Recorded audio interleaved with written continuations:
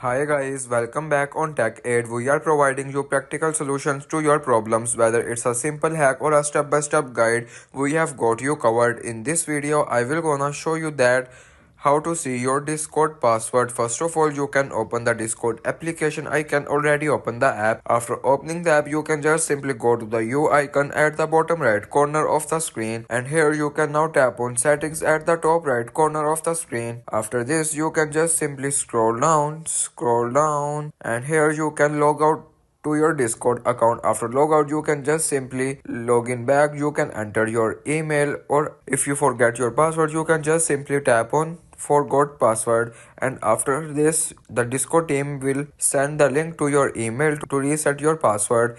And it is the way you can see password on Discord. There is no other way to see your Discord password. If you want to keep your online activity private and access to restricted contents like I do, trying using a VPN. It's secure, easy to use, and makes a browsing safer. The link to buy is in the description below. If this tutorial helped, don't forget to like the video and subscribe for more practical solutions.